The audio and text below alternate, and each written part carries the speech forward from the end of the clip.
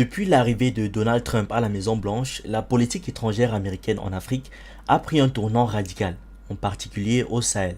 Washington a abandonné son ancienne stratégie centrée sur l'aide au développement et les programmes de l'USAID pour adopter une approche beaucoup plus directe, du commerce, pas de l'aide. Concrètement, les États-Unis entendent désormais sécuriser un accès privilégié aux ressources minières stratégiques du Mali, du Burkina Faso et du Niger en échange d'un appui sécuritaire contre le terrorisme. Cette réorientation traduit la volonté de Washington de refaire surface dans la région, après avoir suspendu à la fois l'aide au développement et la coopération militaire consécutivement aux coups d'État qui ont bouleversé le Sahel entre 2020 et 2023. Les nouvelles priorités sont claires. L'or du Mali et du Burkina Faso, le lithium malien et surtout l'uranium nigérien, indispensable à l'industrie énergétique et militaire. Au cours des dernières semaines, plusieurs émissaires américains ont discrètement visité Bamako, Ouagadougou et Niamey pour proposer une nouvelle forme de partenariat. La Maison-Blanche met en avant son expérience militaire et ses moyens technologiques pour lutter contre les groupes armés, tout en ouvrant les discussions autour d'investissements privés. L'objectif affiché est double: soutenir les États du Sahel dans la lutte antiterroriste,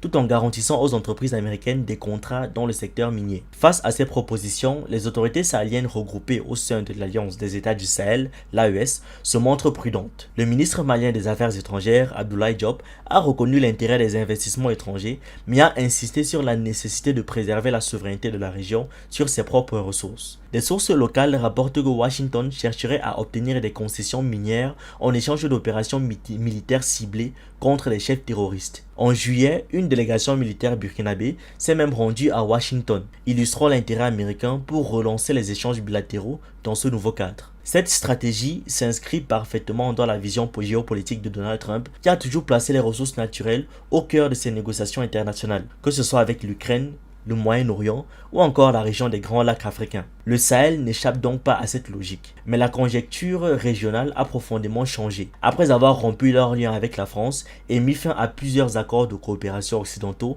les pays du Sahel se sont rapprochés de la Russie qui leur offre un appui sécuritaire sans conditions politiques ni ingérence idéologique. Ce choix s'inscrit dans une volonté affirmée d'indépendance stratégique et de diversification des partenariats. Lors de sa visite au Mali, l'envoyé spécial américain Rudolph Atala a d'ailleurs reconnu cette nouvelle réalité en déclarant ne voir aucun problème avec la présence russe, ajoutant que les pays africains étaient libres de choisir leurs partenaires. Cette déclaration illustre la posture pragmatique de Washington qui cherche avant tout à se repositionner économiquement et géopolitiquement dans une région où l'influence occidentale traditionnelle est en net recul. En définitive, la nouvelle politique américaine au Sahel traduit une rupture majeure. Exit l'aide humanitaire, place au business. Mais les dirigeants sahéliens, conscients des enjeux, semblent déterminés à garder la main sur leurs richesses dans un contexte où la compétition entre grandes puissances ne fait que s'intensifier. Merci d'avoir regardé cette vidéo. N'oubliez pas de liker, de partager et de donner votre avis en commentaire.